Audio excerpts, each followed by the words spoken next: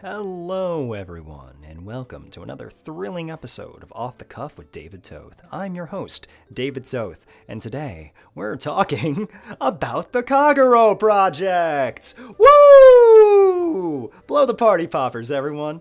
Somehow, for some reason that I just can't really fathom. Today, on this lovely day, April 1st, 2021, of our Lord, Jin rose from the dead and said, you know what, it's Shintaro Kisaragi's birthday. And you know how we celebrate here in the land of the freaking Japanese Twitter? We celebrate by re-releasing Children Record.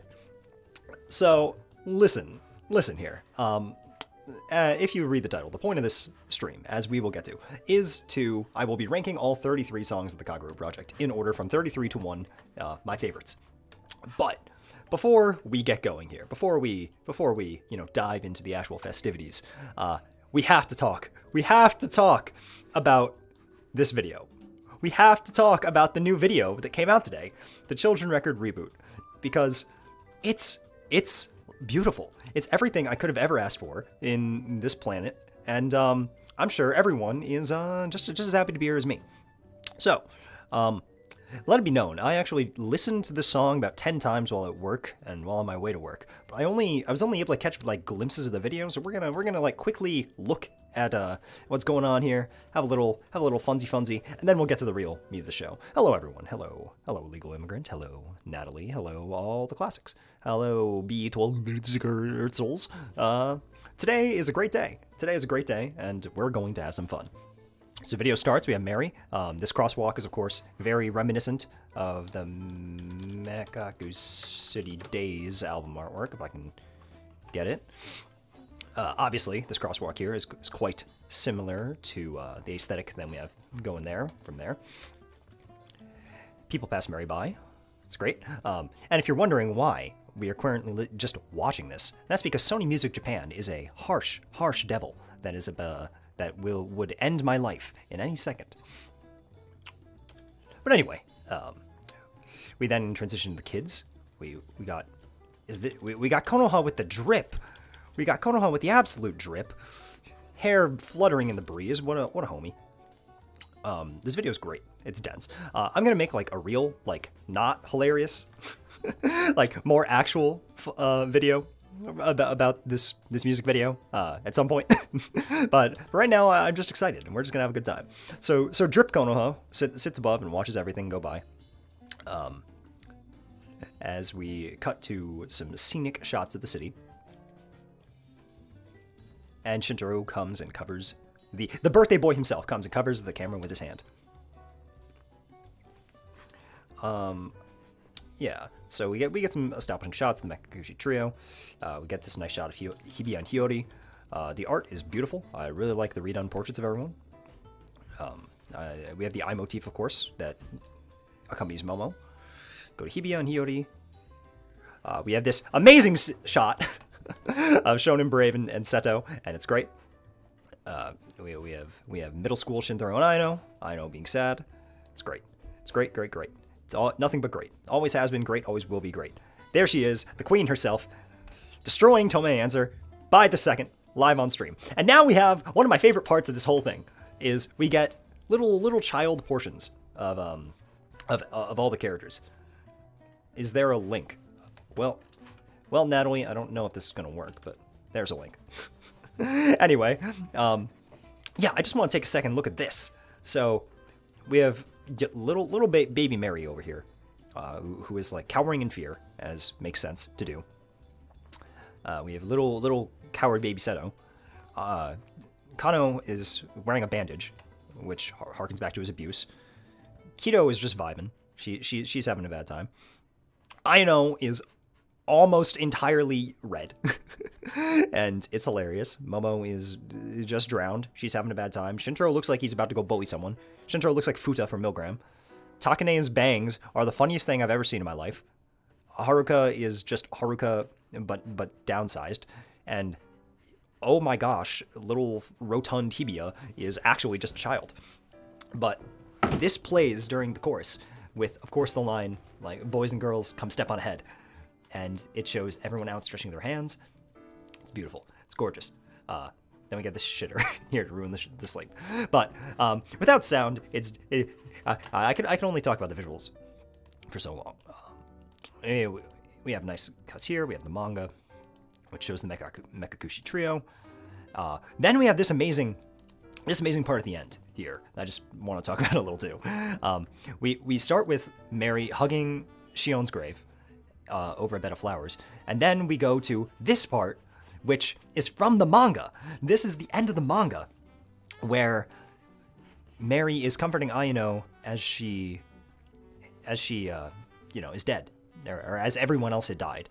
This is when the only people left alive were Ayano, Shintaro, and Mary, over a hill of this. This grass is fascinating because it is just grass, but it also really looks like cranes, and it also kind of looks like Higanbana at the same time. It's great. But that cut to then fireworks in the summer end from the very end of the novels. It's just great. It's just great. This whole thing is just great. Then at the end, this last chorus we contrasts the first one where everyone is grown up and adult now, and everyone's looking their best. And as you see, we have Ayano's scarf going on past the trio, and it's just great. But anyway, we can only delay for so long, children. We can only be so happy about so many things. Now we're gonna get on to the actual main event, and that's going from 33 to 1, discussing all of the songs in the Kagerou project. And what better way to start than with my least favorite song in the Kagerou project, number 33, Dead and Seek. Dead and Seek is a bad song. So, okay, Dead and Seek isn't awful. There's definitely worse things, to be sure, but I mostly hate it not for what it is, but for what it sounds like. Dead and Seek, I think, is an assault on the senses. Surely Sony, not even Sony Music Japan, cares about Dead and Seek enough to restrict me if I play a little Dead and Seek here. But I can't stand this song. Mostly the tuning of the vocal, if I ever get to it here. For the song that introduced the Clearing Eyes as the antagonist here, I just really couldn't get behind Dead and Seek. I never have been, and I just don't think there will come a day where Dead and Seek is my jam. Especially when, obviously, we got a much better song for the Clearing Eyes in the form of Outer Science. Dead and Seek is also hampered by the fact that it doesn't have a fully done Shidori 1 Yambu MV. But boy, Dead and Seek is more of a tonal piece than anything, but I just don't think it really goes.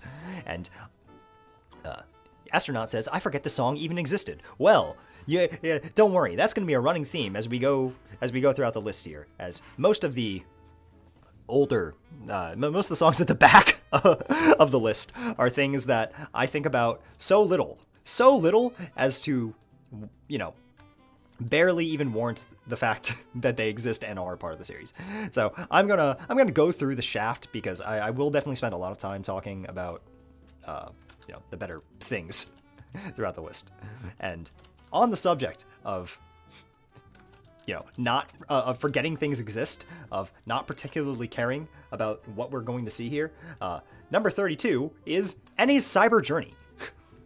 Now, poor Mekakushi days and songs that got released in that first album, the album exclusive songs.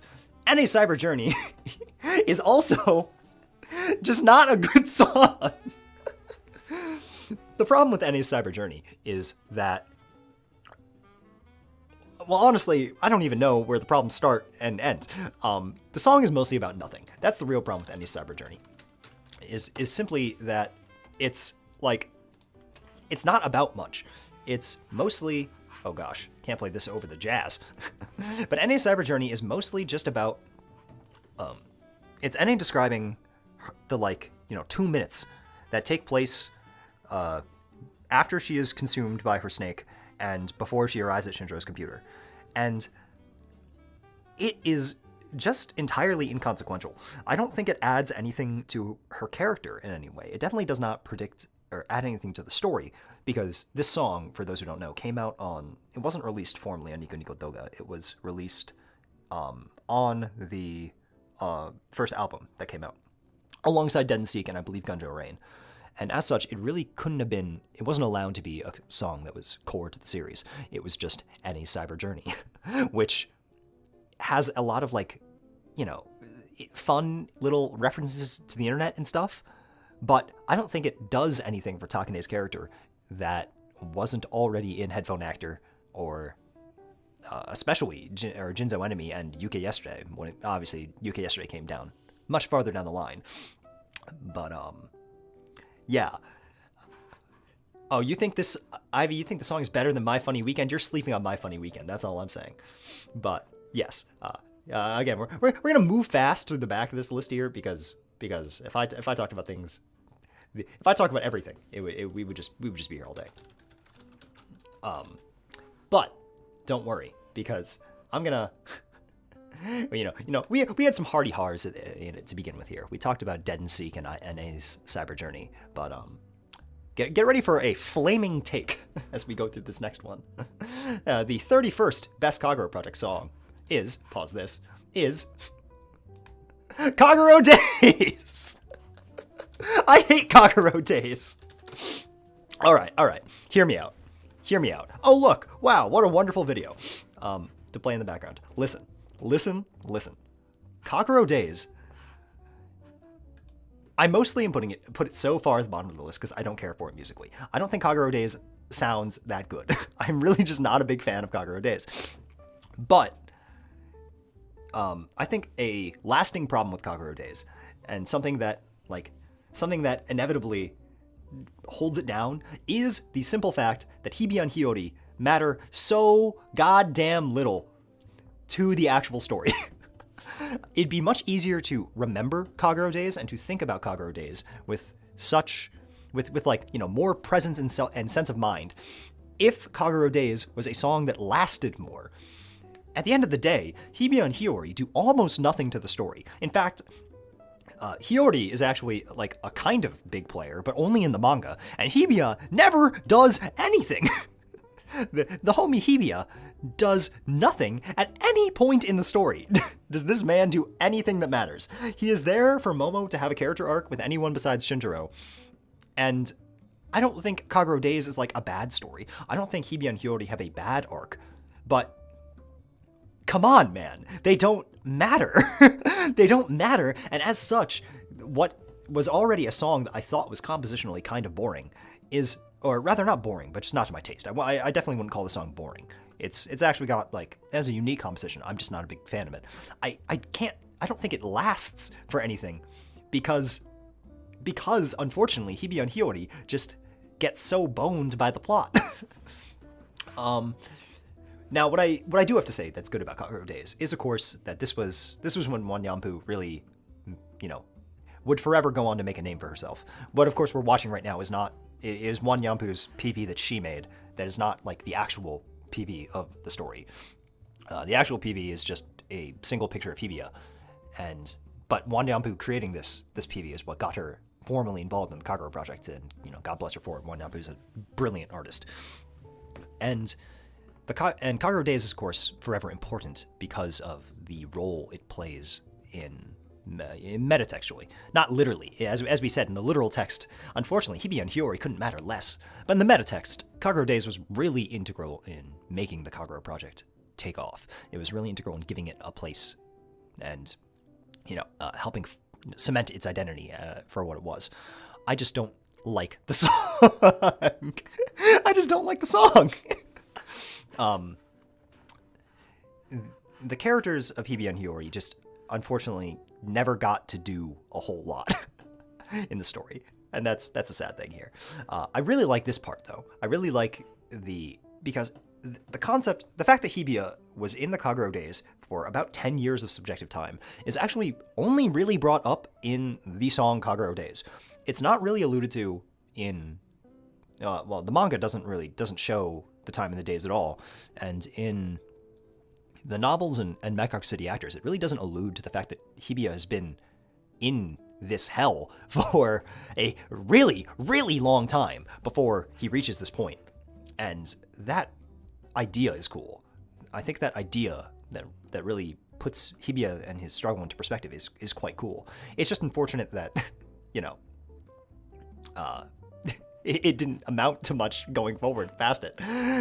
It really is a shame. I'm not happy that Kagerou Days is number 31 on this list, but you know, someone's got to call the shots. Someone's got to say it how it is, and unfortunately, this is how it is.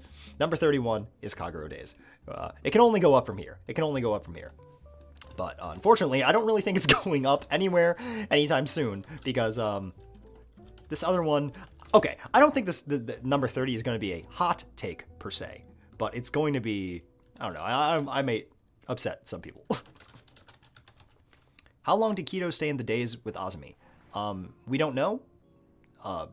Yeah, is the simplest answer is we're not really sure. It's not really explicitly stated, as far as I can recall from when I read the novel. Maybe it is, and I just don't remember. But so number 33 was Dead and Seek. Number 32 was NA Cyber Journey. Number 31 was Kagerou Days, and now number 30 is Konoha State of the World. Da da da. Yeah. The reasons for Konoha State of the World being here are just quite similar to Kagerou Days. Konoha, this song just doesn't matter. I don't think this is a bad song. In fact, compositionally, I like it more than Kagerou Days.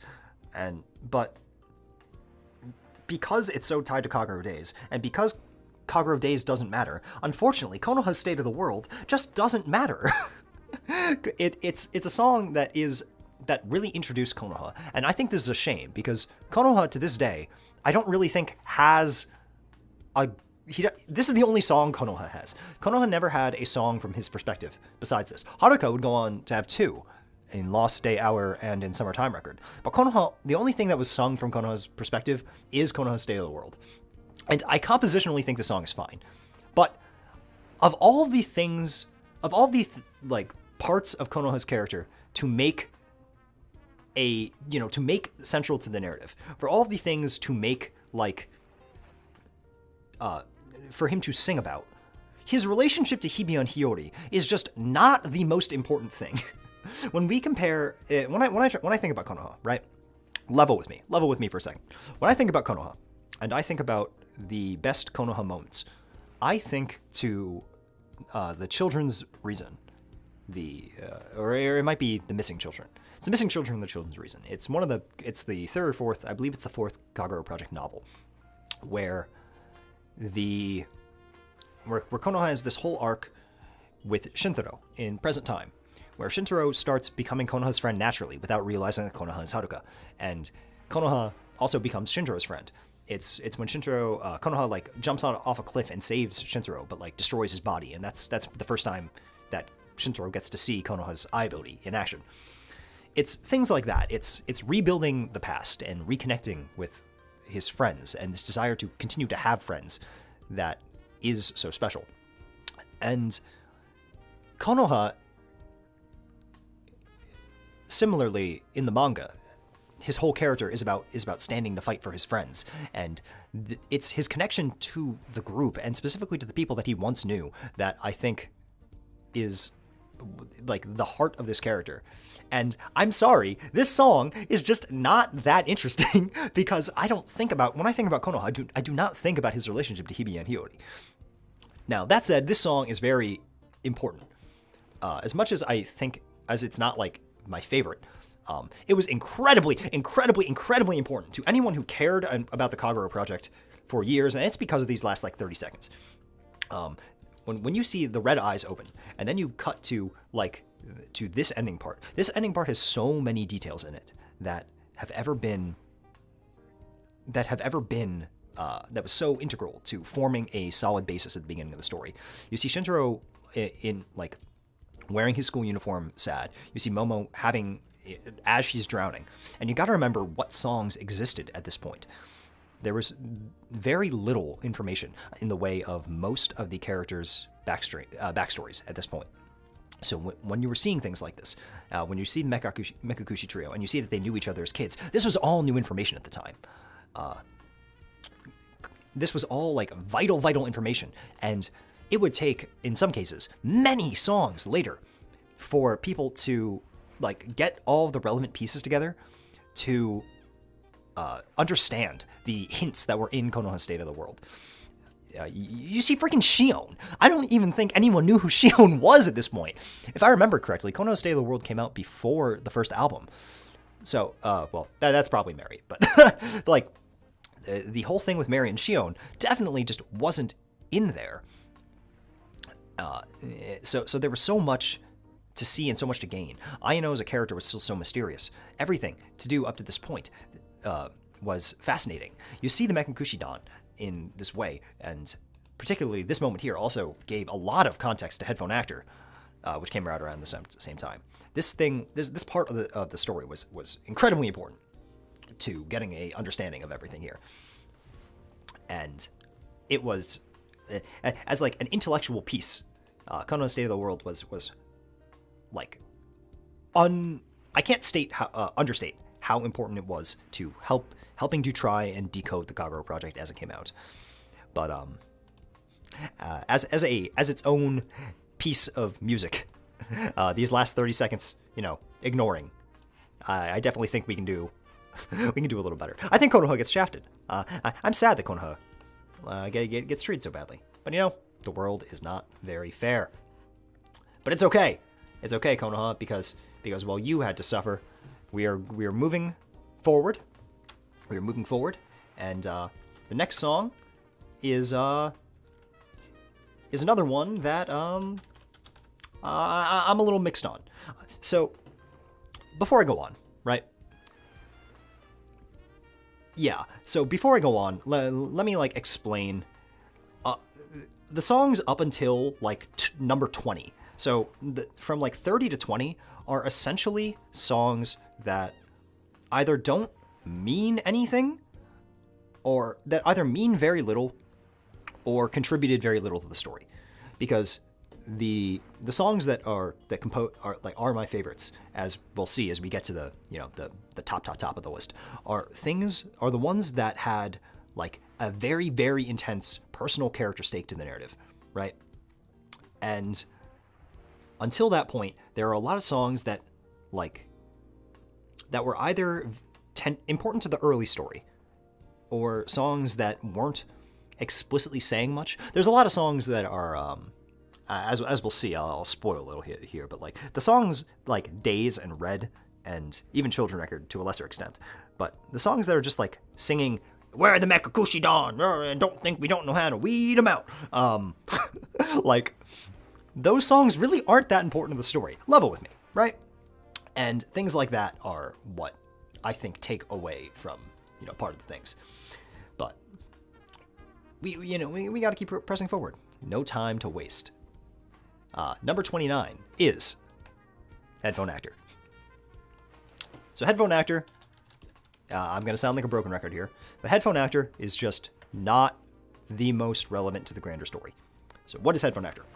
Headphone Actor is telling the story of Takane Enomoto and her time in the Kagerou days. It's telling the story of what happened to Takane Enomoto when she was in her own Kagerou days. Following, when she was poisoned by her teacher, and right up to before NA's Cyber Journey. And I think it has a lot of really good imagery.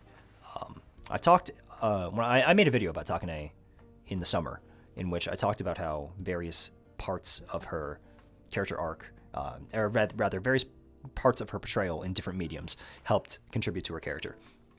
And I think Headphone Actor is good as a tone piece, and more importantly, it was really good as a mystery.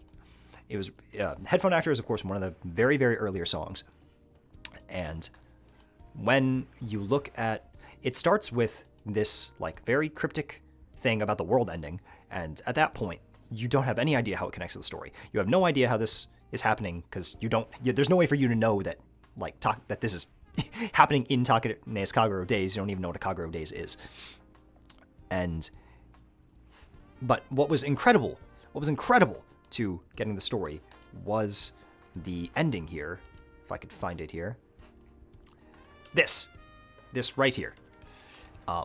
Seeing this was crazy. This was like one of the very first curveballs that really changed like the way that you looked at the story. Because this whole song seemed like it was talking about nothing. Because you gotta remember what came out at this point. It was Jinzo Enemy, it was Mekakushi City, what is Kito's song called? Mekakushi Code. It was Mekakushi Code, Jinzo Enemy, Kagerou Days was in this area, Imagination Force was in this area. So when you get a song that is about Takane in the post-apocalypse, you're gonna be like kind of confused, as I imagine one would be. But you get to this moment at the end where you see that it was actually NA. And she acknowledges that the voice was her and that her voice was NA. And this is what gets the gears turning. This really, I think, was a vital moment in starting to like rev the engines, because it was here that you learn that, okay, this character, this headphone actor character is related to the girl in Jinzo Enemy. What can I do with this knowledge? And like from that point, it's where you start like connecting the strings. And I appreciate that. I just don't think that ultimately Takane's time in the Kagerou Days is that important. Again, because what are the important things about Takane's character? The important things about Takane are her relationship to the rest of the UK quartet. And in the present time, it's how she deals with Shintaro, and how she deals with herself. Those are the most important things to Takane. More important than her connection to anyone. She has a connection to Momo. She has a connection to Haruka or Konoha in this way. But you mostly deal with Shintaro, and you mostly deal with her. And Headphone Actor doesn't really allude to any of that. It does not really build towards anything. It's just expounding upon a time. And it has a good mood. I think the actual like tone of Headphone Actor is like pretty good. But as an independent piece, I just can't get too behind it. I can't now that the project is over, look back at Takane and look at Headphone Actor and be like, oh yes, this was the song that changed it all for me. It's just all right. It's just all right. But Headphone Actor is pretty good. And I don't know why I said this next one. So Headphone Actor was 28, or Headphone Actor was 29. Sorry, and the number 28 is a song that I think I have heard 2 times in my whole life. A song that I will bet money most of you haven't heard. Now I know for a fact some of you have heard it, but I will bet money that most of you have not heard this lovely 28th song, and number 28 is Tomodachi Nura. Whoa! So I don't even like know if I can find this song. Oh, there we go. Yeah, look, it's Momo from Mekakushi City Talkers. So let's take a step back here. What is Tomodachi Nura? Tomodachi Nura is a song that came out. It came out alongside, the second or third volume of Mekakushi City Talkers. And it is a Momo song, kind of. I mean, like, it literally is a Momo song. But the song is just about nothing. The song is just kind of, like I said, I listened to this song, like, 2 times in my entire life. I'll turn it on because if someone flags me, if someone cares about Tomodachi Nura enough to like kill me, they earned it. They earned it at that point. So this came out on Mekakushi City Talkers, and it is a Momo song, and I have the lyrics like in a document I'm referencing now. That yes, the Kagepro 24 I think actually literally did translate, but I like it. Yes, Tomodachi Nura means like friend song of friends. And it's just Momo singing about like how nice it is to have friends. Yeah, you know? Yeah, it's her going, I like my friends, I'm walking home, and I'm thinking about how nice it is to have friends. My friends are cool, I like my friends. And this is Tomodachi Nura. Now, one might ask, as a legal immigrant is doing right now, how can you like this more than Konoha's State of the World? And it's that Konoha's State of the World is only describing something. It is. Let me take a step back. Konoha's State of the World is describing actions. Konoha's State of the World is describing, like, things that happen. You know, it's Konoha saying, this happened. I saw this happened, and this happened. And I just inherently think Momo singing about her feelings, even if it's in, like, the stupidest song I've ever heard in my life, does, like, have merit, because it at least makes me think about Momo's character arc, in some way. So this is, like, the third time I've ever heard Tomodachi Nura. But, Tomodachi Nura is, like, it's cool, yeah, you know? Yeah, you hear it? You hear Momo singing? I hear Momo singing. Yeah, look at that. Oh, wow. Momo should become an idol or something. She's pretty good. But yeah, I'm not joshing here. Tomodachi, like it's definitely not like crazy, but it's pretty cool. Yeah, you know, do we like being cool? You guys remember being cool? I'm getting a lot of flack for this one. But I don't care because I like Kisaragi Momo. And on the subject of Kisaragi Momo, number 27 is Kisaragi Attention, of course. Okay. So this I have Kisaragi Attention is, of course, like a very iconic song. It was like when one night Yampu came on to like seriously be involved in the project. I'm definitely going to mute this one because I'll definitely be killed for this one. Let me turn back on the piano jazz. But yeah, the main reason why Kisaragi Attention is so low is not even because I dislike the song. It's because Otsukimi Recital completely replaces it. Now, tell me, honest to God, any of you, that you will listen to Kisaragi Attention when Otsukimi Recital exists. Otsukimi Recital is a better song about Momo. It tells Momo's character arc better, it sounds better, and it's also a song about Hibiya. all at the same time. And for that reason, I just don't like Kisaragi Attention has been invalidated as a piece of music. I love this song. I actually really do like Kisaragi Attention quite a lot, but it just does not have any reason to exist anymore. Because Otsukimi Recital came and ate its lunch. And don't worry, you'll see, because Otsukimi Recital is quite high on my top on this list. It is really, really high up there. Because I really do like Momo as a character. The manga especially did a lot to make Momo one of my favorite characters in the story. But boy, Kisaragi Attention is just like a relic now. It's really iconic because this part of the story, the Kisaragi Attention part of the story, has been adapted into everything. Momo's like introduction to the Mekakushi Code is in this song. It's in the manga. It's in Mekakushi City. It's in Mekakushi City Actors, and it's in the first volume of Kagerou Days. It is in just about everything. It's quite iconic at this point.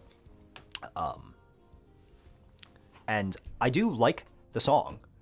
I really have no complaints about Kisaragi Attention, other than it's just not as good as Otsukimi Recital. And in particular, I'm gonna risk Sony Music Japan killing me for just a second. I love this part here. I can hear the cheering from the crowd. I wanted it more in front of you now. So stand up, be proud.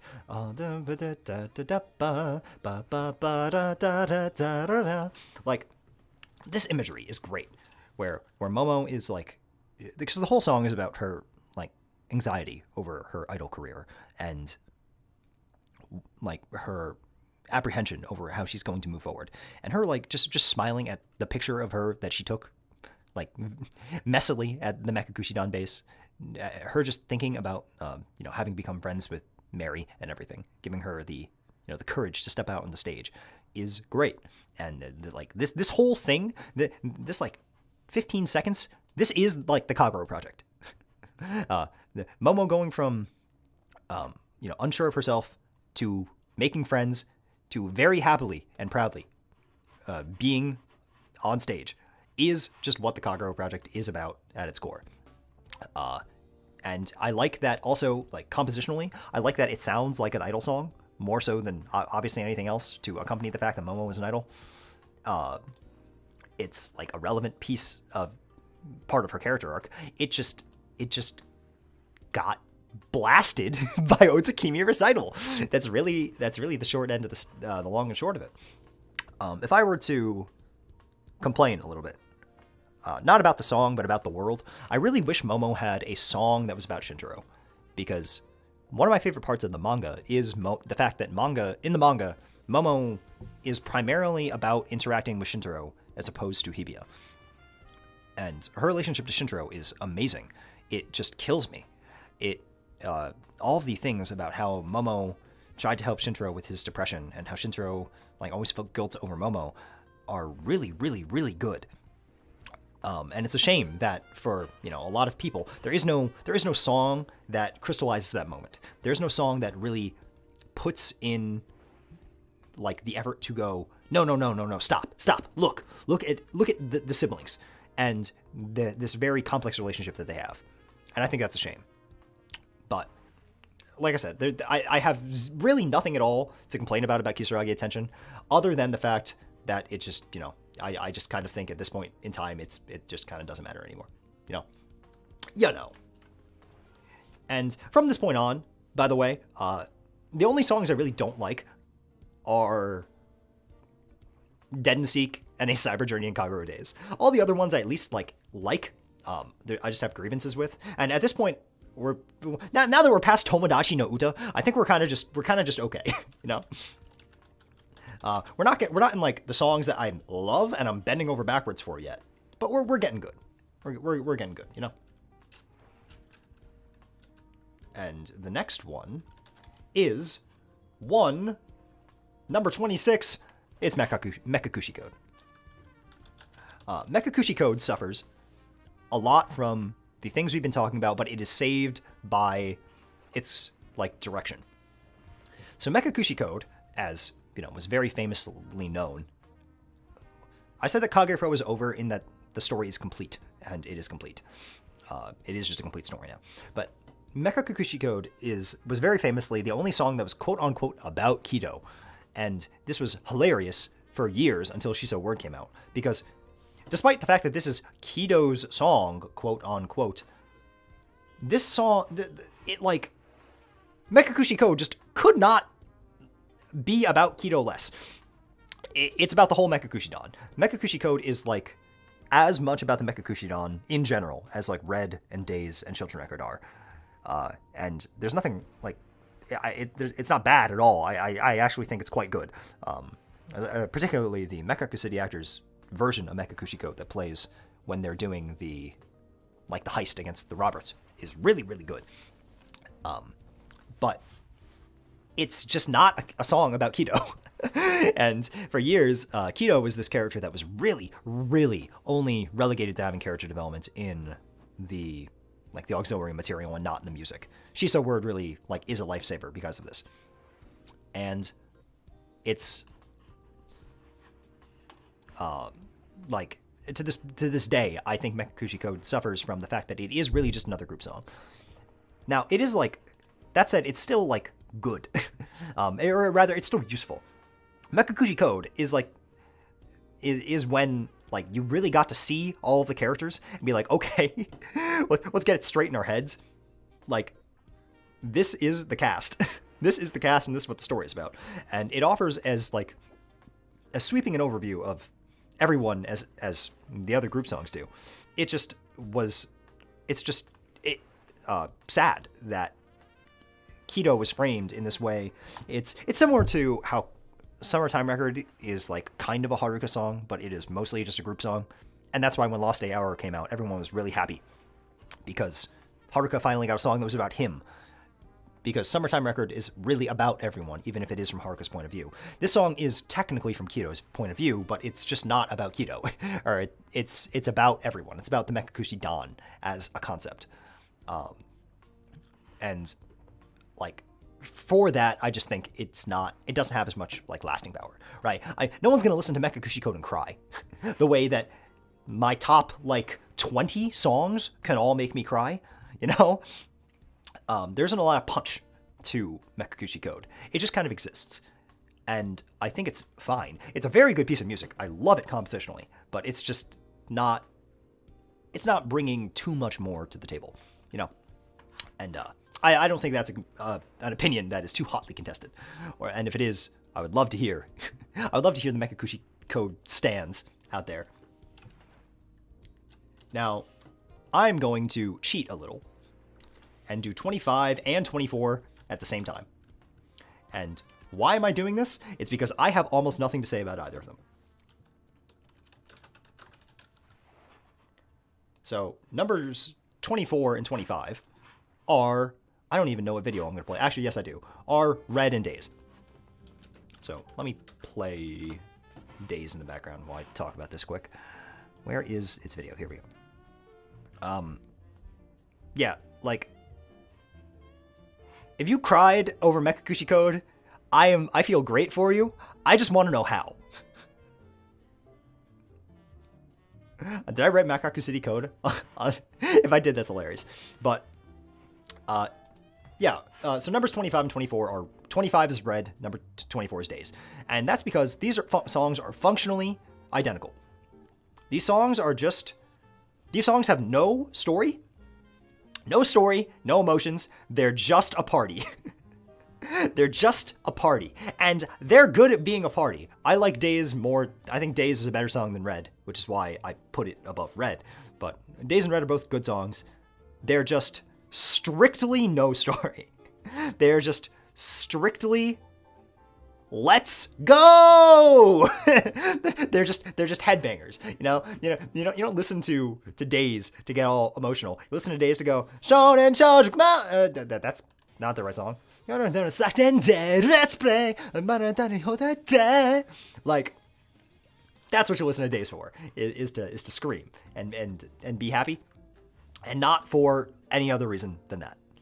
So like, yeah, they're like, I have nothing. I couldn't say that Days is bad, because Days is not trying to be anything more than it is. It's the opening of the anime, right? Like, and the opening of the anime, actually, for what it's worth, is really good. I really think that of the things the Mekakushi actors gave us, its opening and ending, especially the ending, are really, really good. And as a tonal piece that is just supposed to get you excited and literally do nothing else, let's Days, a second day, let's change, like, gets the job done, man. It really does. There's just not a whole lot more to say than let's party when it comes to these songs. And that's okay. Sometimes it's all you need. And if you want to party, Red and Days are delivering. And, on the subject of parties, I like parties. I like to party.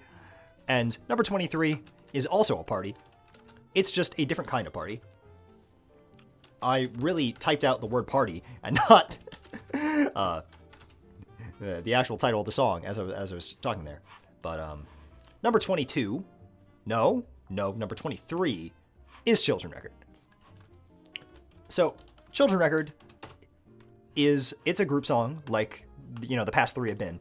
But why it's better than the other ones, why it's better than Mekakushi Code, Red, and Days, is that Children Record, in addition to just being a huge-ass party, is bursting at the seams with story.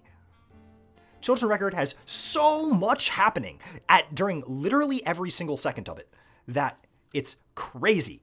It's nuts how much information is in Children Record. Right from the very start, like, this was like the first time you saw everyone having red eyes, except Shintaro and Nene. Like, that was important to the story. Like, that it was really important to figuring things out with the story. You get to this part and Seto has red eyes, and you're like, and it was just really, really cool to look back and go, what does this mean?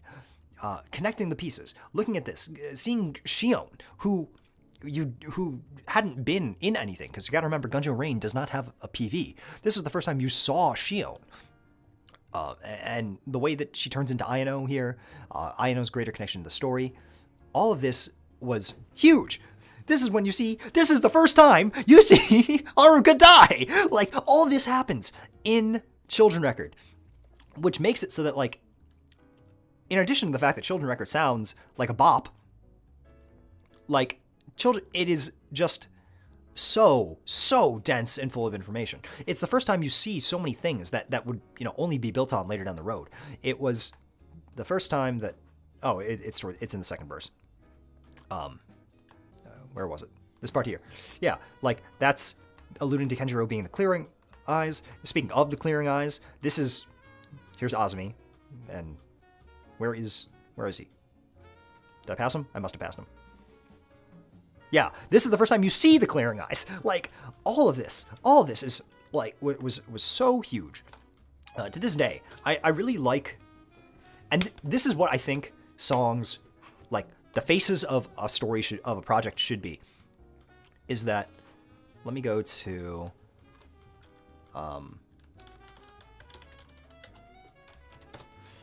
similarly, I think Undercover, which is the, like, title song, it's like the Children Record from Milgram, is really useful for the same reason.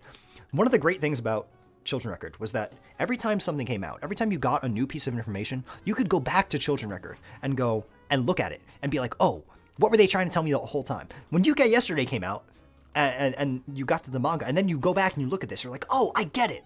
It makes sense now.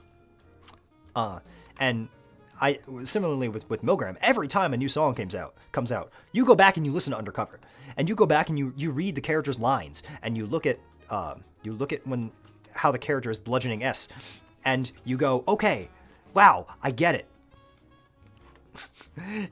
We can go through my recommendations some other day. I got a lot of cooking, Vocaloid, and VTubers. That's what's in. That's what's in my things, and I don't know why an epic rock battle of history is, but that's my recommendations. But anyway, Children Record is dense. It is so dense that it is always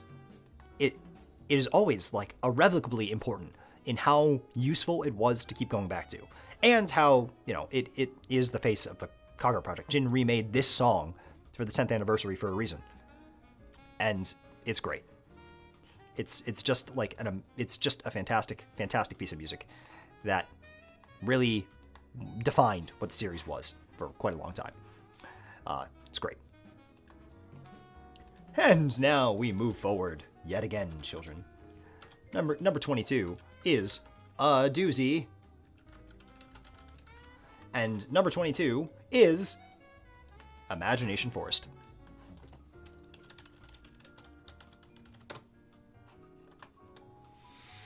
Oh yeah, would you look at that? Imagination Forest is a pretty good song, and Imagination Forest, I think, has the same sort of thing, not wrong with it, but circumstantially with it, that Kisarage Tension does. And it's quite simply that I think that Imagination Forest is cool, it is a good song, and it is a good part of the story. But as far as I'm concerned, Shonen Brave completely eats its lunch. Imagination Forest also suffers from, I just don't want to listen to Imagination Forest when instead I could listen to Shonen Brave and get 2 for the price of 1. Not to say that Imagination Forest is bad. Once again, we have Wanyampu making the PV here, and it's gorgeous. I really love Wanyampu's style that she always has. It really alluded to, Imagination Forest really alluded to parts of the story. It's when we get to see Shion and Mary's absentee father, who we never see at any other point in the story. But, when we get to this moment, right? And we get to see the moment that Shion and her mother die, and, as we know, end up going to the Kagerou days, that was very huge. And going back to that and trying to understand that moment was one of the, more important parts of the story. It was pretty big in understanding everything and getting a feeling. Seto here is great, but yeah, Shonen Brave really just invalidates the emotional part of the story, because at all of this moment, this same exact moment happens at the end of Shonen Brave, but in Shonen Brave, I just care about it so much more, because with the added perspective of Seto and everything he's been through, that it and how that ties into Mary's story, it just makes the moment a lot heavier.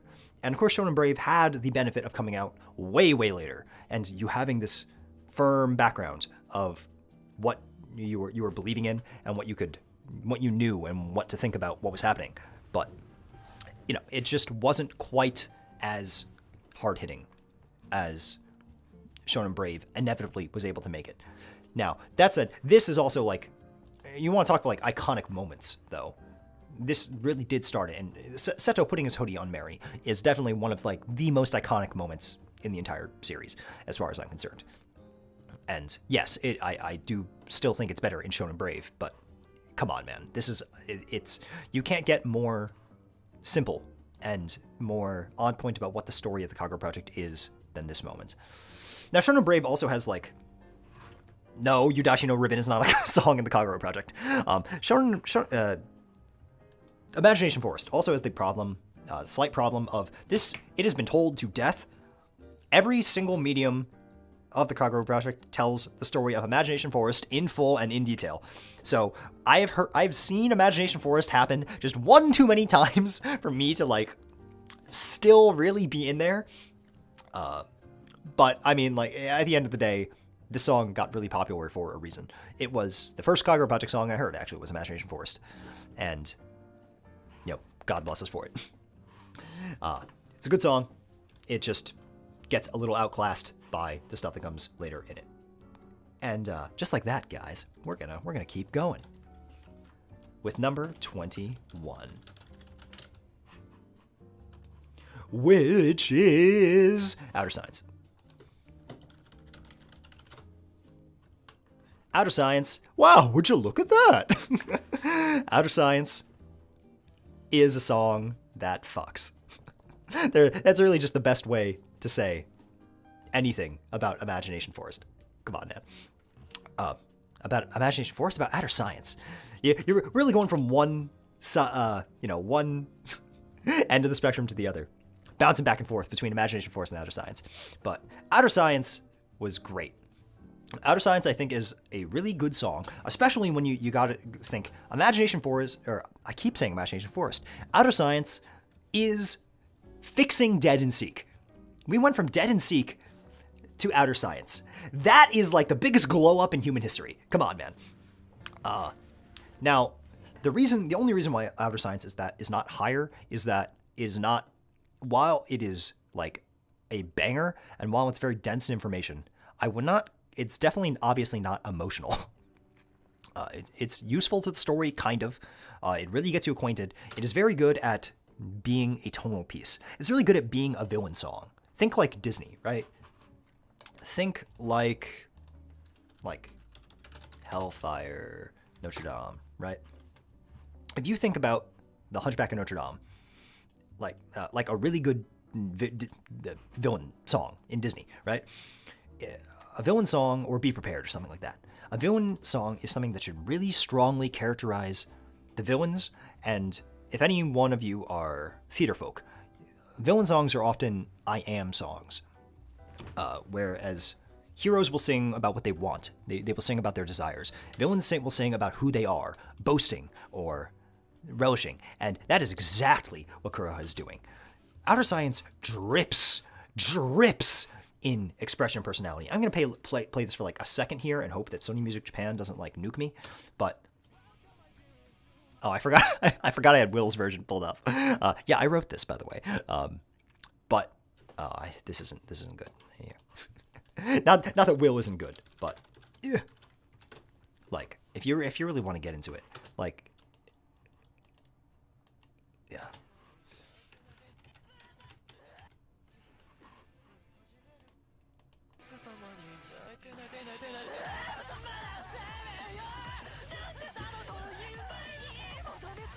Like, you can't listen to that and not have fun. You can't listen to Konoha being a fucking crazy person and not crack a smile.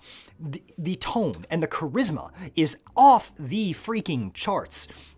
It's just crazy. And Outer Signs, I remember, was the first time that the Queen Snake was like, the idea of the Queen Snake was really presented. So let's go back a little. We start with Asami, and at this point, for those who don't know, before Outer Signs came out, we didn't even really know what Konoha was. Like, it was not at any point made clear that Konoha was supposed to be a villain. Really, even. Like, I didn't know that Konoha was, like, the main antagonist and a crazy psychopath. No one, that's how little we knew. So when this song drops, it really puts the whole story into context. Because now you have, like, this, you have, like, a clear antagonist. You go, okay, now we have a story. Now we have our heroes. Now we have our villains. And now we have the conflicts between them. And that was all put into context and made possible because of Outer Signs. And also you get this like amazing iconic scene where you get to see everyone the day that they died. Kido is wearing like her nice clothes from when she lived with her father. Seto when he drowned. Kano when he was beat up by a robber. Momo is wearing a bathing suit from when she drowned. Takane is when she died in the hall. Shintaro when he killed himself. Though this is, of course, Shintaro's is a little weird, but Shintaro when he killed himself. Hibiya and Hiyori, and then Haruka dying. Like, all of this like iconic imagery, the fact that Mary is central to the plot, all of this was very like important information that was only given to us, not only, but like first given to us by Outer Signs. And all of this like really good information given to us through the lens of also a song that just rocks is definitely really good. The only reason why Outer Signs is not higher is because it being the villain song, it doesn't really have like an emotional core. Not that Konoha even as a character has much of an emotional core himself. He really just kind of, in the manga and only the manga, they give Konoha like a bit more characterization. But he's not, the Clearing Eye Snake is not the most deep character. He's more like a concept. He is more like the fear of death personified. Yeah, it's just this lack of like a lasting emotional undertone that stops Outer Signs from being much higher. But I mean, you want a good song, Outer Signs delivers. Absolutely, with no reservations. And now we're getting into the top 20. Now we're getting into the top 20, and everything from this point on, I just love from the bottom of my heart. It's nothing but aces here, and unfortunately, as some astute... Oh, crap, I did that. Well, there goes the secret. Number 20 is Imaginary Reload. I forgot to hide it before I edited it. Yeah, so as some of you may have noticed, like, Imaginary Reload and all the songs in Mekakushi Reload I've not talked about yet. And that's because they're all really, really, really good, and I like 100% of them. I guess I'll just put this on in the background, whatever. Yeah, Imaginary Reload doesn't have a song. It doesn't have an MV. It only came out on the Mekakushi Reload album in November. Not last November, the November before that. Right? I think it may have been the November before that. But I think it was the November before that. But this song's really good. This song's really good because it's a song about Mary that it's a song about Mary that is from a very, very, very specific point in her character arc. It's a song that is about when Mary has found the resolve to fight the Clearing Eye Snake. And this only happens deep into the story in any of the stories. And that perspective is really cool. It is like, it's also just a very good song. Compositionally, it's very fun. It's very energetic and very fun. But like, Mary it's about when Mary decides that she's done being a bystander, that she's done watching as tragedy happens time and time again, and that she's going to fight. Best characterized by the end of the manga, I think, where Mary is very active in how she fights alongside Ayano and everyone else. But it is a part of her character that is not shown in the music otherwise. You don't get to see active Mary, the Mary who's decided that she is going to stand up and strike back, if you will, at any other point in the story.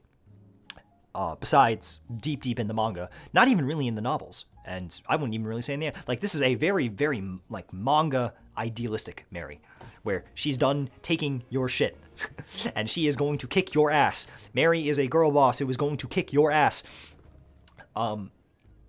And it sucks. It sucks that that Mekakushi Reload unfortunately didn't have a public release. Like, obviously it's a good album, and I love Jin for it, but like, gosh. More, if this song came out with a Shido or PV, it would have taken off. I know, because it is such a. It's not important per se.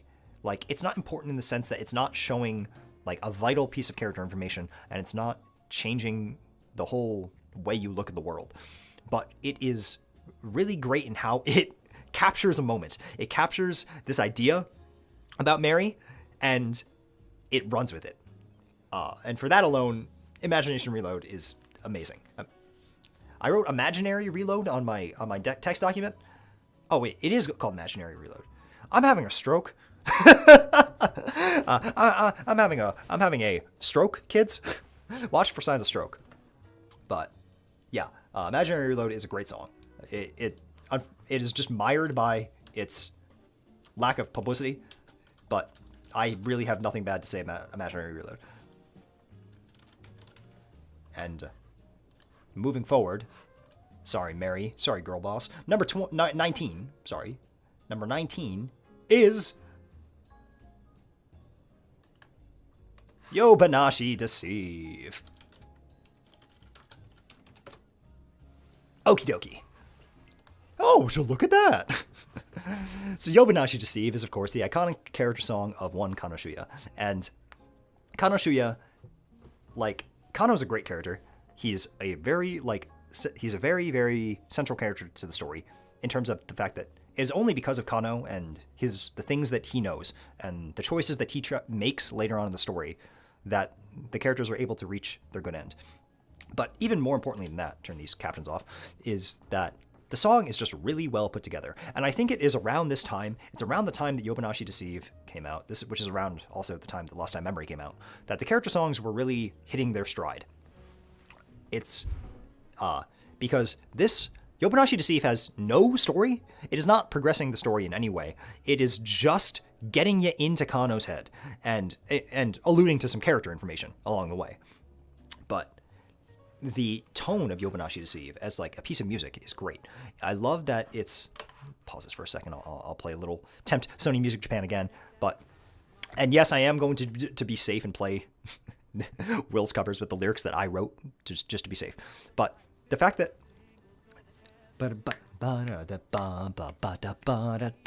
like the fact that it has like some swing to it, the fact that it's really gritty.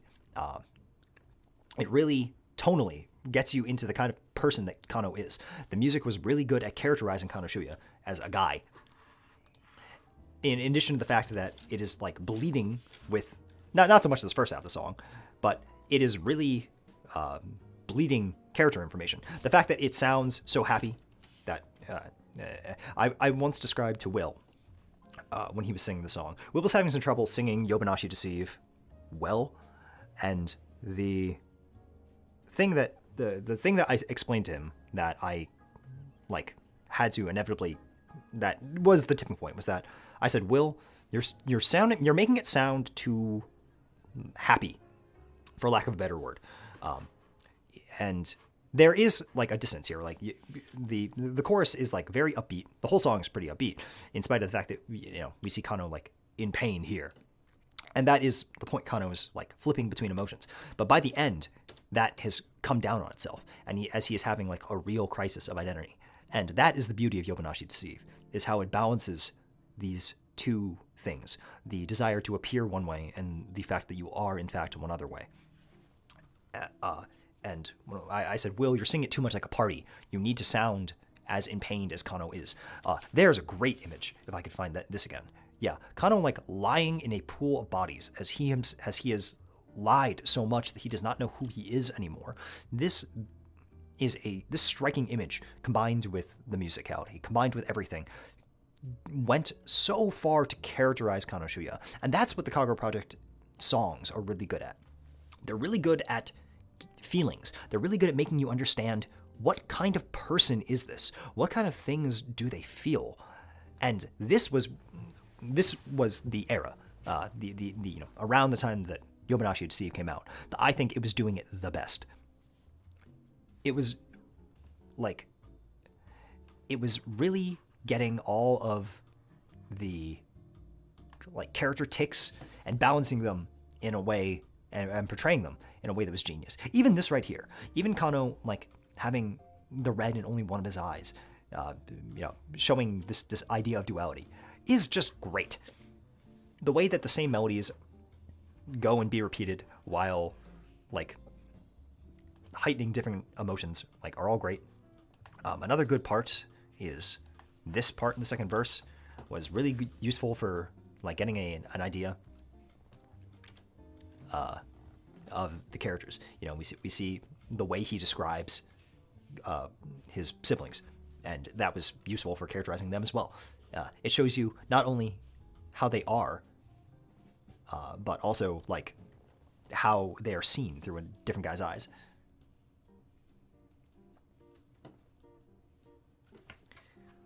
And yeah, all that was just wonderful.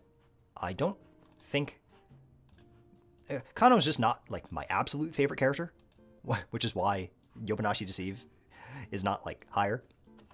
But pretty good.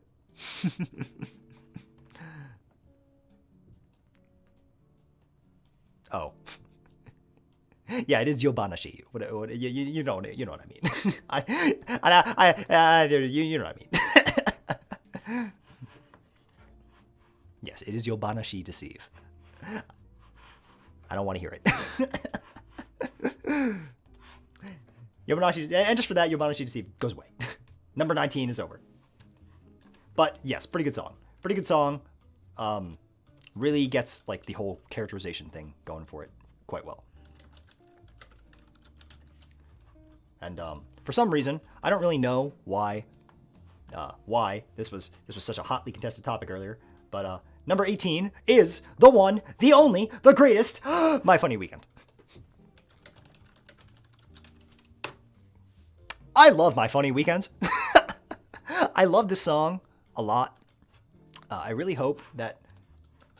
Gonna pause the elevator jazz for a second here. I really hope that everyone has heard My Funny Weekend. And if you haven't heard My Funny Weekend, I really think you should get to that, because boy, it's a good one. So let's talk about this for a second here. My Funny Weekend is a song that is about Asahina Hiyori, that is sung from the perspective of Asahina Hiyori. And that's huge because, as I've said before, ultimately at the end of the day, when the story got going, Hiyori matters more than Hibiya does, as far as I'm concerned. Because Hiyori is a real main character in the second half of the manga. And, the things that she does are great. And it was so important, it was so cool to get her perspective. And I wish it was an emotional song, as it's more of a fun song. But it characterizes her energy amazingly. The tone of My Funny Weekend is just really, really good. And Hiyori being treated like she's a real member of the cast, because she is and always was, is something that I just really was looking forward to for, years. Years. Hiyori was being slept on, despite the fact that she's just one of the best characters in the whole shebang. So what is My Funny Weekend? My Funny Weekend is mostly just a banger. And this is why it's not higher, because if I were to go through just the order in which I love the characters, Hiyori is actually quite high. I really like her perspective. I really like her attitude. She just, she's just in the story for a limited amount of time. But as a emotional piece, My Funny Weekend does a good job at characterizing the energy that Asahina Hiyori has, and the like domineering personality that she has. It's this like unrelenting desire to be happy. Oh yeah, yeah, and then there's a great line here where she talks about, come on, if you feel like gazing at the moon, if you feel like fucking Otsukimiing, I'll be there with you. Like, believe, have faith, be happy. It's just like unrelentingly, overwhelmingly, just brilliantly happy, and all the happy. It is so like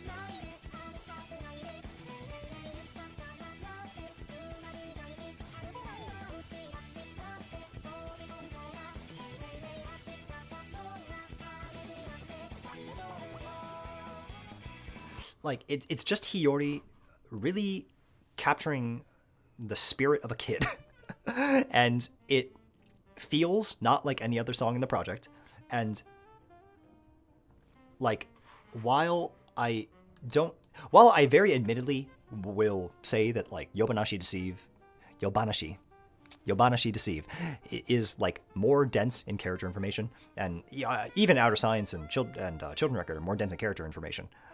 I will readily admit that I just really like Hiyori, and that's why My Funny Weekend is the size it is.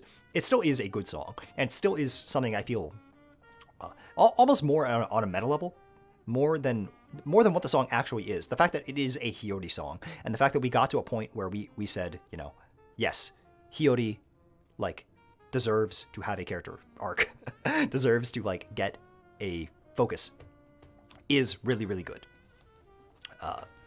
Hiyori is awesome. I love this girl. I love that Hiyori is also girl boss. Hiyori is also girl boss. Now, that's all I gotta say. And I really think that says it all.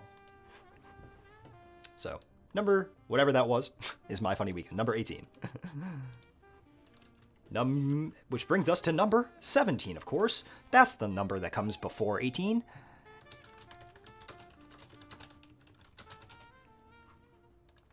And number 17 is Fireworks in the Summer End.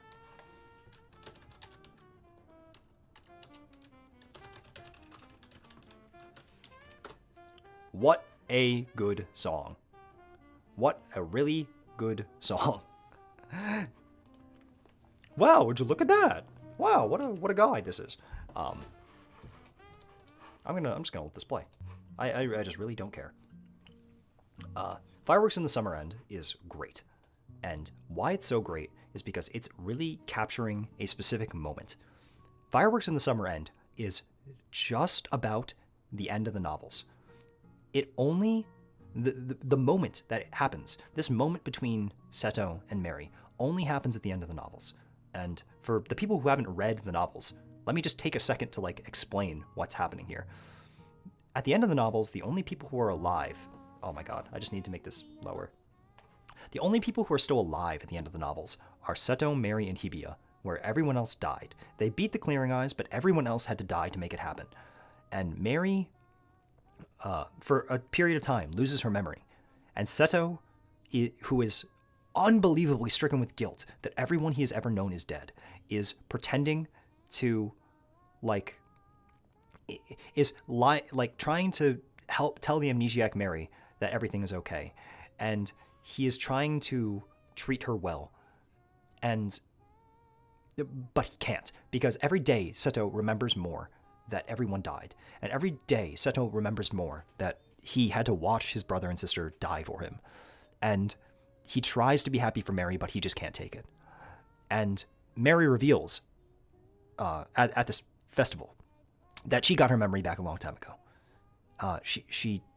And that Seto doesn't need to try and be strong. And that even if everyone died, she's still there for him. These quotes are things that she says to Seto at the end. Don't be scared. You can't berate yourself for this, Seto. Mary, who has come full circle from being the scared girl to being the really strong fighter that she is in Imaginary Reload, comforts Seto, who is just in tears. He's completely beside himself as he can finally mourn the death of everyone that he ever loved.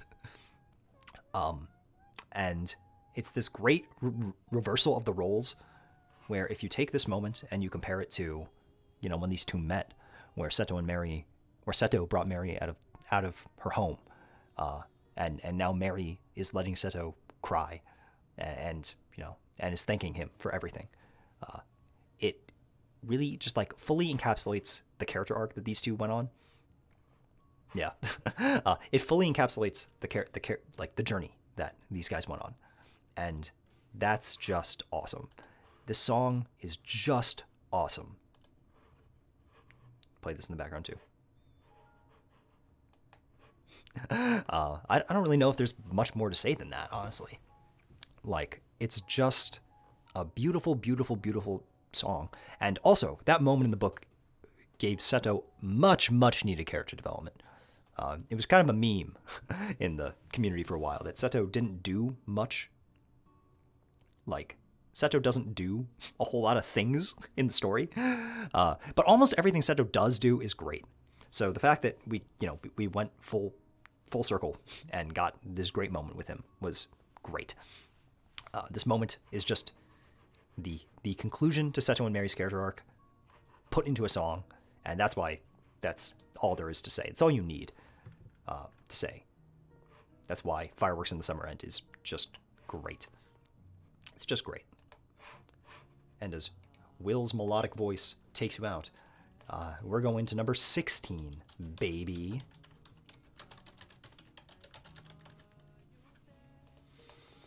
Keeping on the train related to these characters, number 16 is Mary's Fictional World.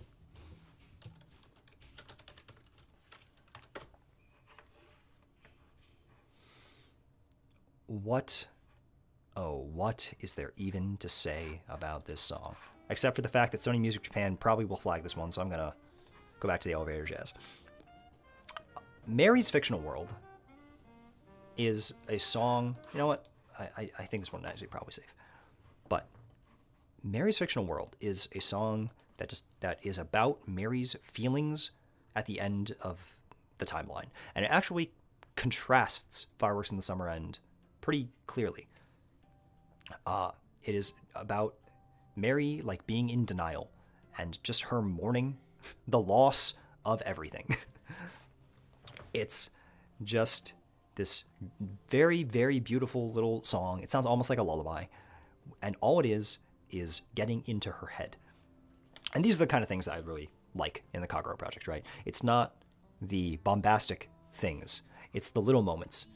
It's these little moments where you get to see the characters introspect. It's the moments where you get to see Mary or Seto or anyone like really look inwards. And this song is just heartbreaking. It's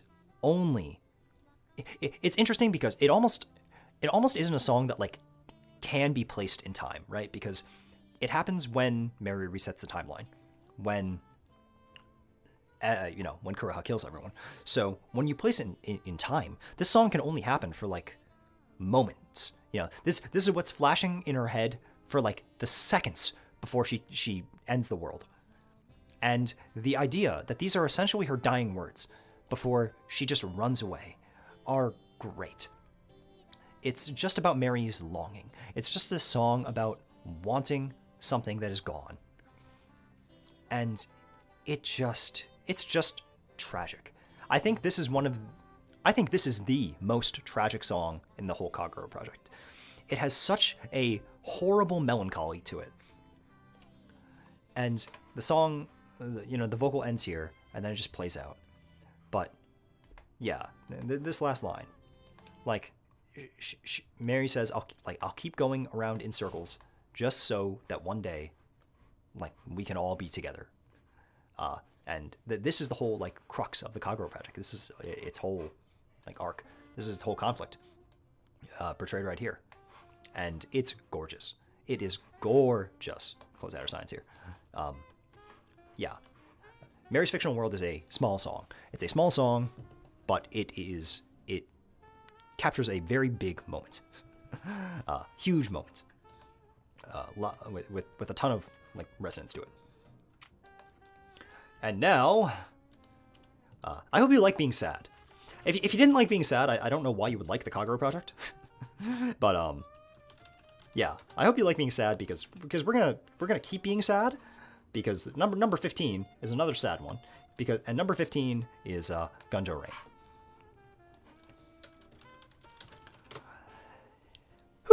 Hoo-wee. What to say about this one? Except that this is another unpopular one, so I think I can. So I'm not gonna play the elevator jazz. The only reason I'm playing the elevator jazz is because I don't want Sony Music Japan to kill me. But Gunjo Rain is not the most popular song, in spite of all the emotion it has. So Gunjo Rain is another song that came out on the Mekakushi Days album, and it's sung from the perspective of Mary's mother, Shion. And it is the only song that is sung from Mary's mother, Shion, because Mary's mother, Shion, is dead in present time. And the whole song can basically be summed up as Shion loves Mary, but Shion is scared of what is outside. Because as we know, Shion grew up with Azumi, and everything that happened to Azumi, that whole tragedy, like, created this girl, Shion, who is very loving. Shion is nothing but kind, but she is terrified. Shion is terrified of what could be. Because the only thing that she's ever known of her life outside the forest has been relentless pain. And she had to grow up most of her life without her mother. And the only thing that Shion wants out of life is for Mary to not have that kind of life, the same kind of life that she did. The whole thing is just this deep expounding of a mother's feelings. This chorus here, where she says that Shion was bitter. She's saying she hated the world.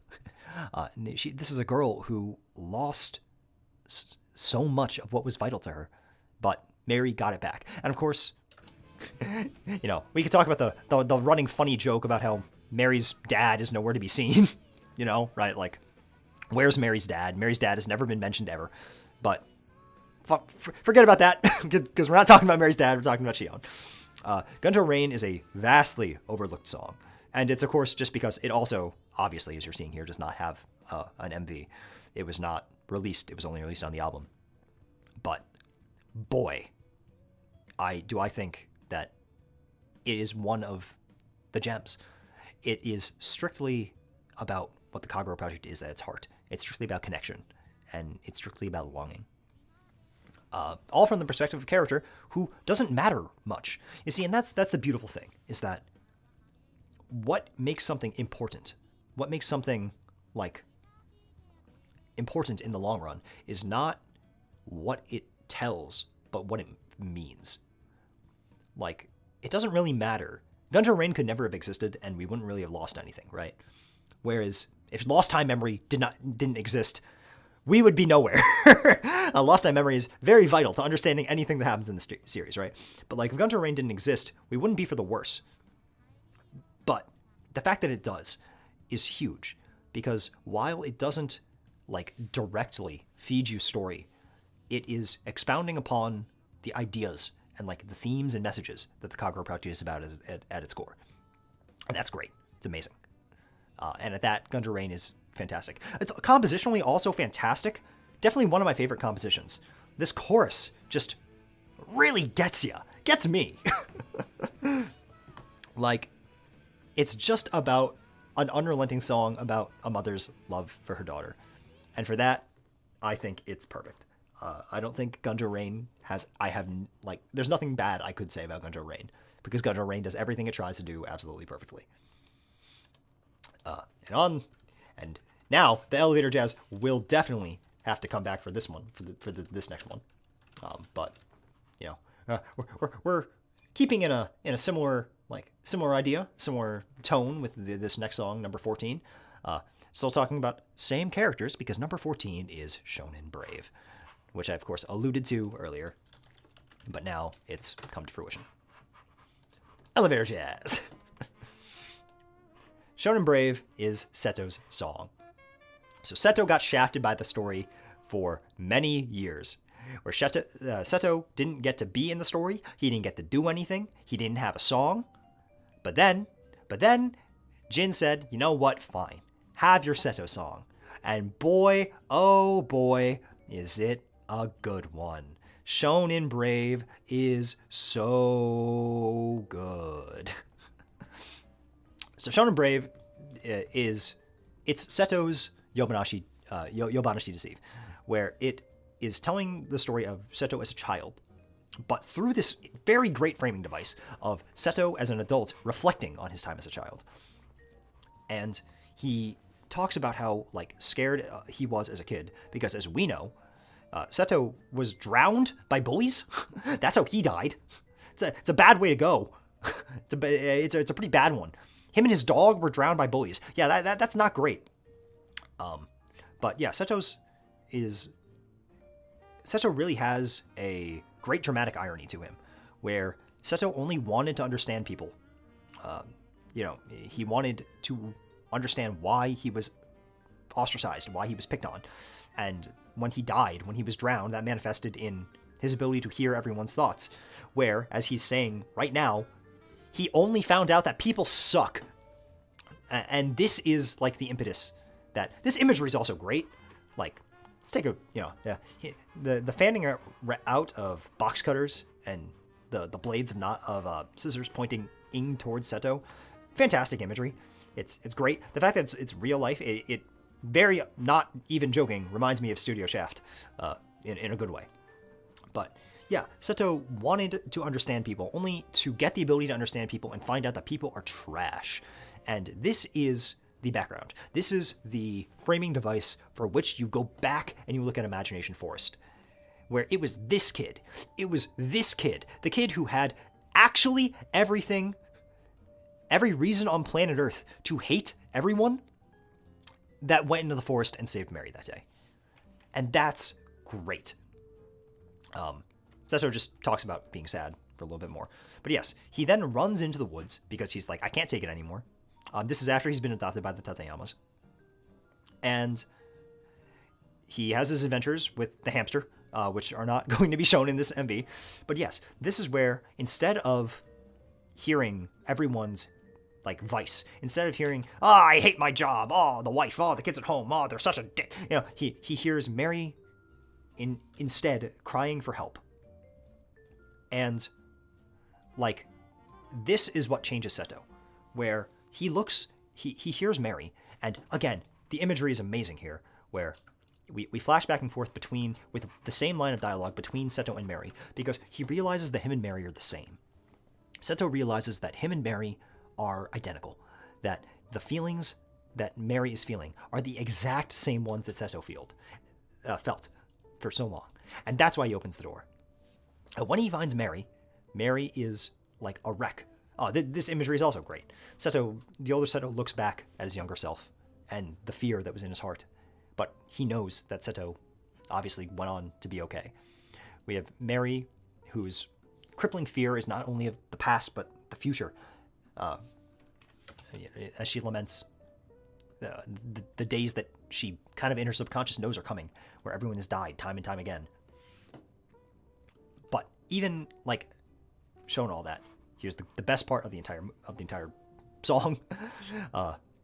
Seto pushes his younger self forward and takes Mary's hand, and this is the apex of the song.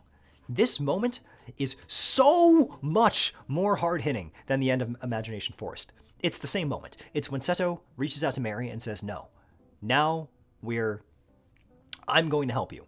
I'm going to help you. I understand you. But we get it with this torrent of emotion. Now understanding just how much it took for Seto to be at that place.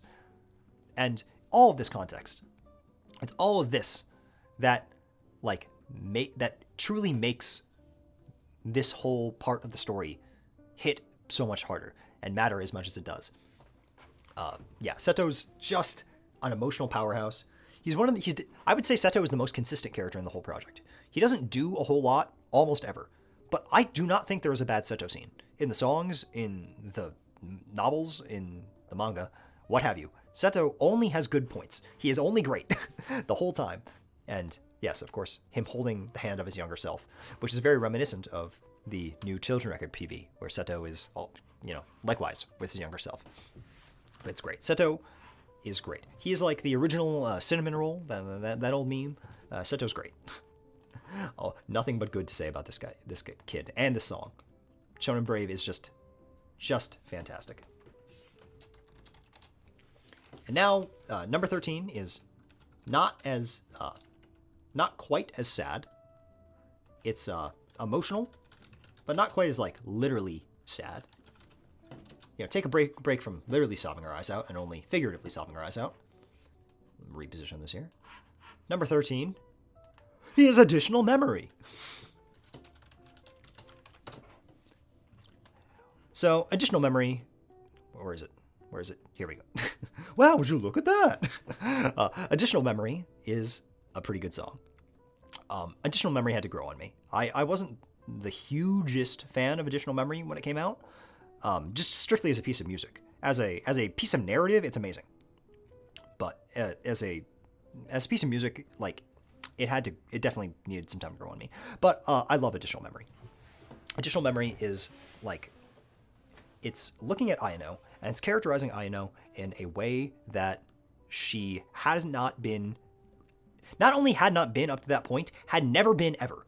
Ayano Tateyama, as a character, is shown with this sort of resentment.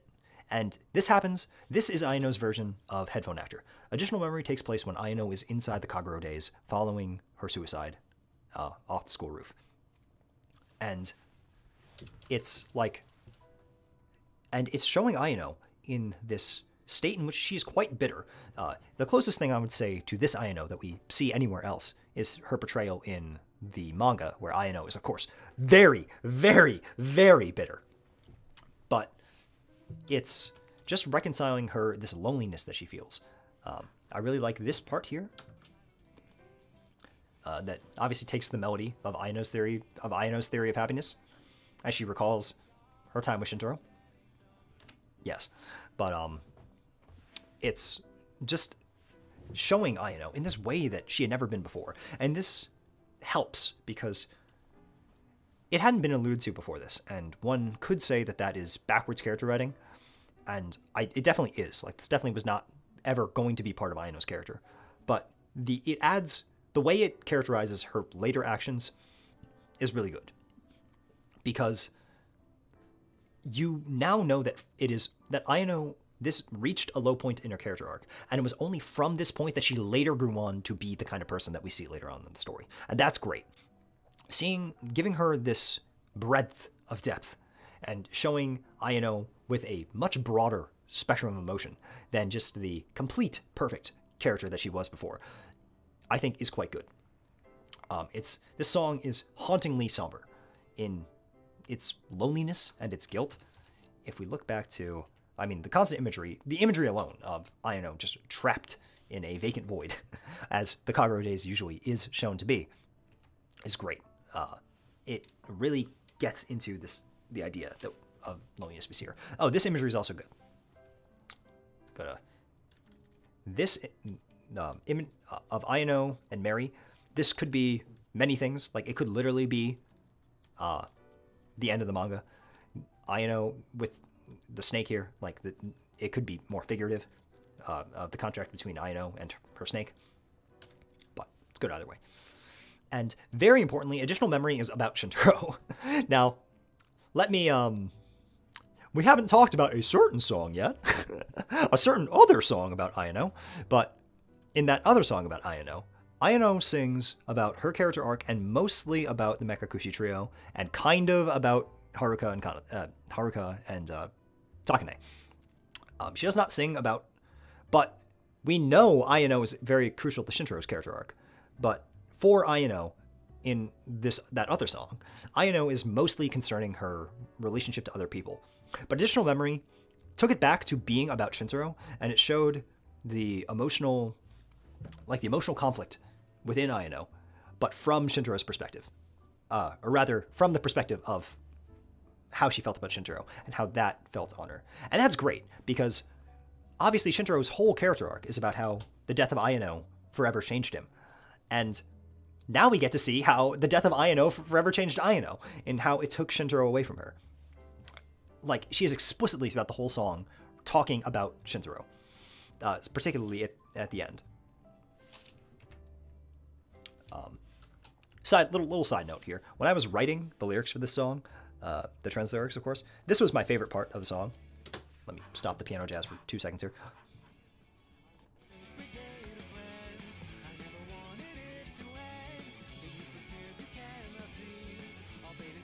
Yeah, that was it. The line of our little fake brigade of friends I never wanted it to end. As the song is about Ayano in denial, and her like reconciling her own guilt with herself, and this moment where she goes, "I don't want to die," is amazingly heart crushing. It is looking at a girl like thinking about the end, the fact that she has found her end, and how crushing that must be for her. And at the end, of course, she finally, she outwardly says, "I love you so," directly this time in reference to Shintaro, and that's great. Yeah. Additional Memory, of course, came out long after the rest of the Kagerou project.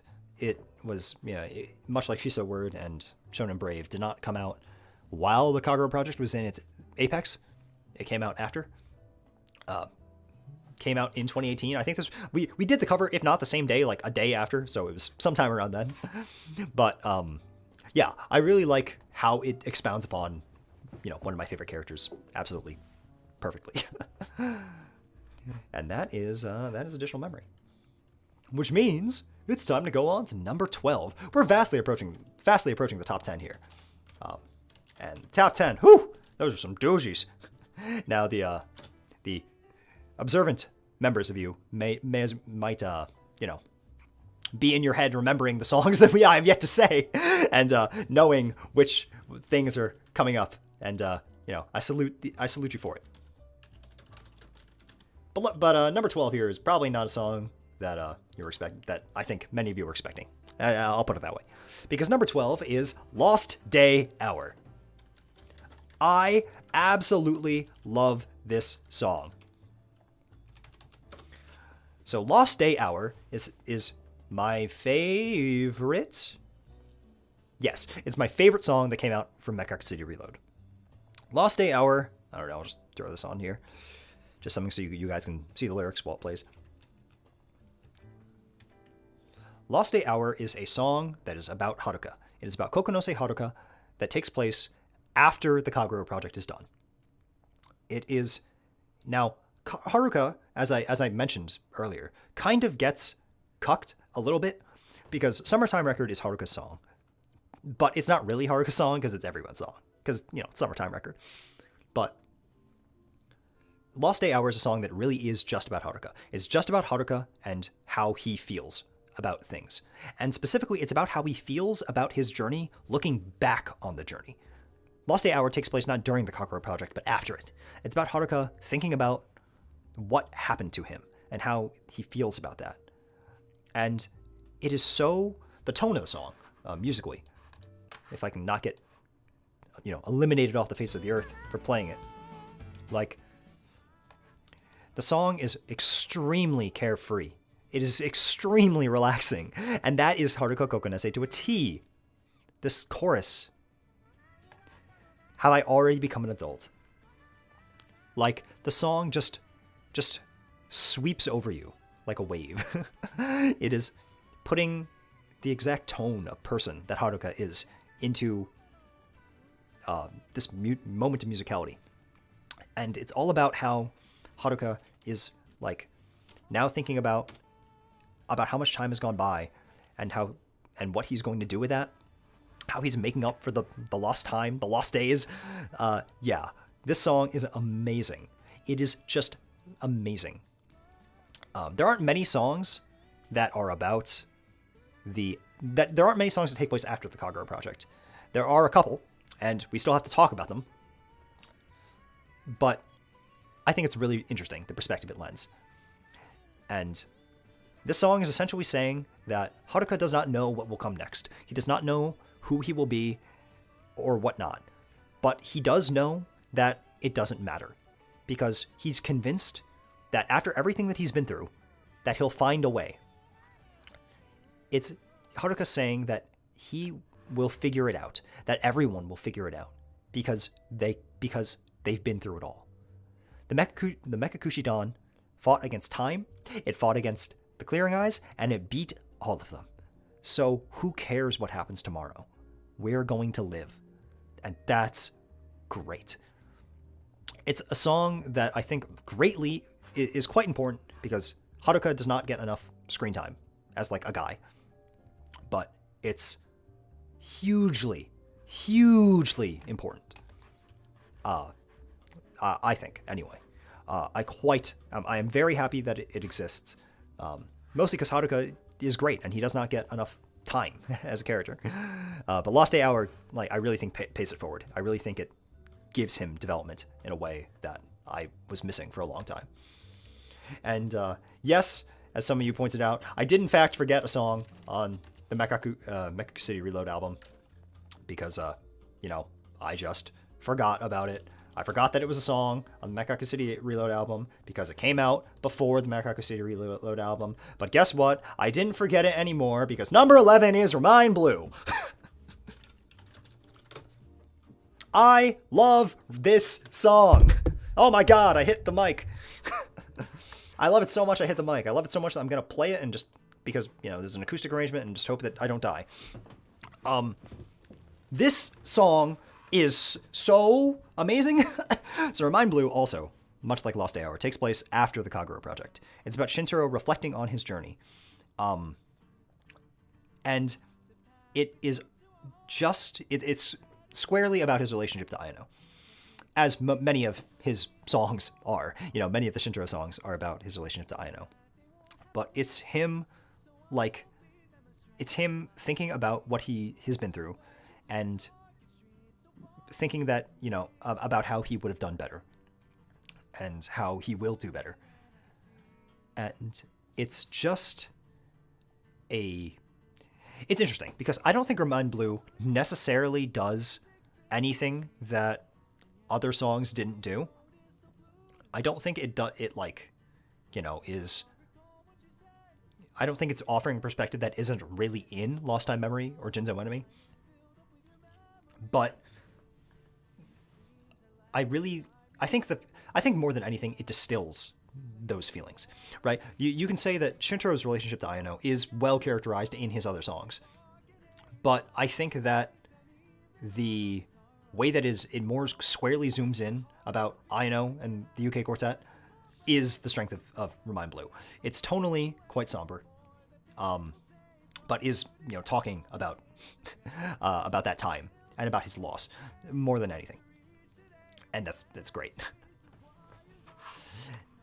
Now, this was also very important to me, because I did a lot of work for the song.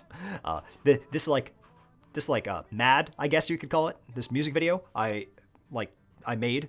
I spent a long time at college one day, just the day that the song came out, actually, thinking about we had our friend Ko do the guitar here that you're hearing.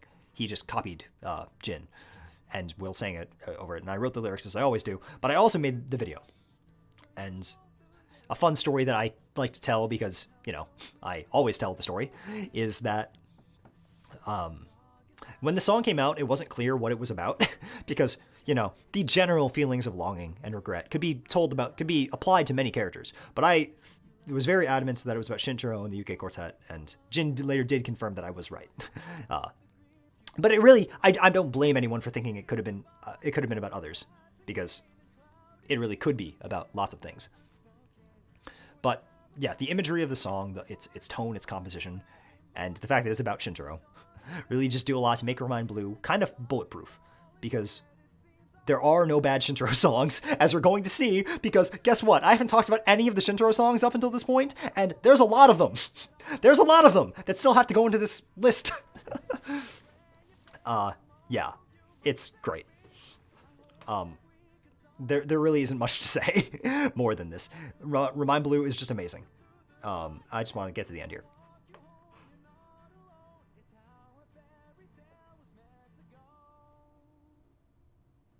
Oh, I love it. I love it. If you don't like Remind Blue, I don't like you. Oh, there is something to be said that Remind Blue, when released on Mekakushi City Reload, it is actually not. It wasn't acoustic like this. It has a fully instrumentized version, and I actually think the acoustic version is better. The acoustic version that Jin sang on the live stream, I actually think is like more hard hitting. It has quite a lot of emotion in it. I think it does a better job at capturing that feeling of longing, But that's just me. So thank you, Remind Blue. And now that Remind Blue's over, guys, we're in the top 10. This is important stuff here, guys. The top 10 songs. My top 10 favorite Kagerou Project songs? You kidding me? But I'm not kidding you. And every single song here in the top 10 is incredibly near and dear to my heart. There's really just nothing else I can say about how much I love these songs. And let's start off right. Number 10 is UK Yesterday. Now, anyone who has heard me talk for a long time could probably deduce that Takane Enomoto is one of my favorite characters, like in anything.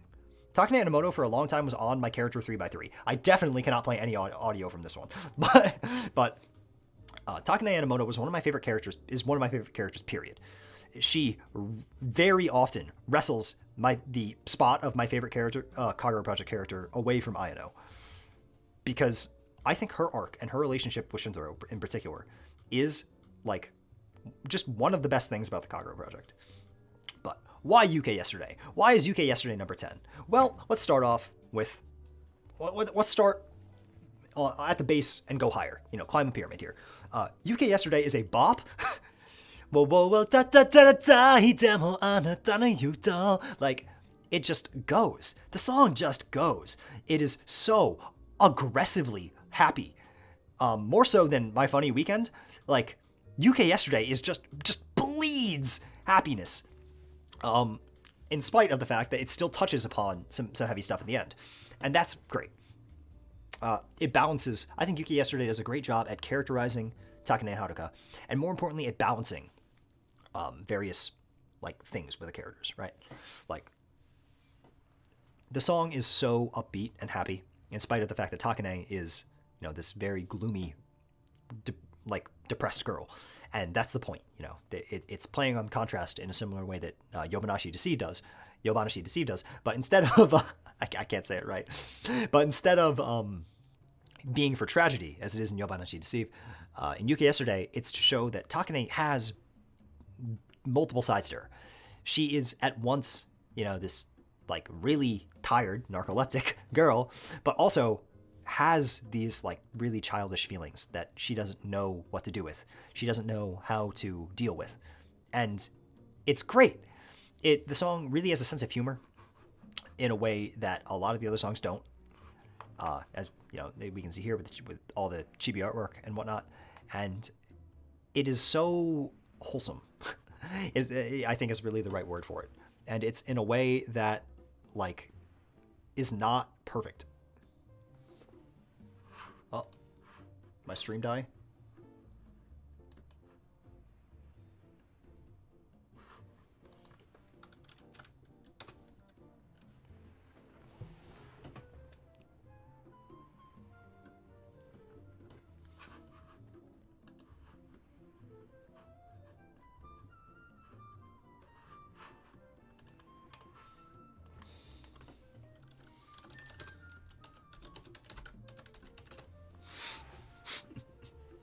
How do I come back?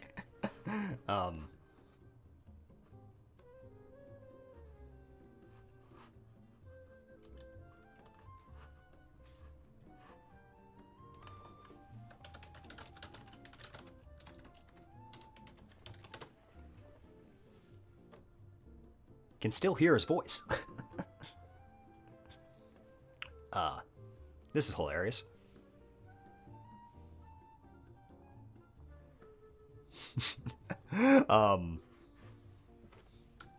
Is there a way to bring it back? Do any of you know?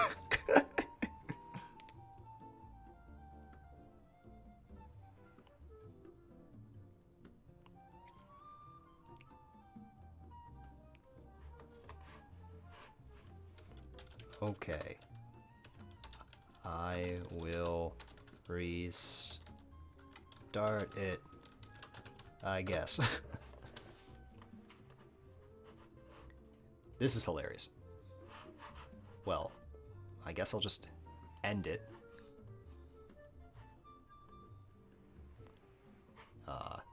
End stream. Sure.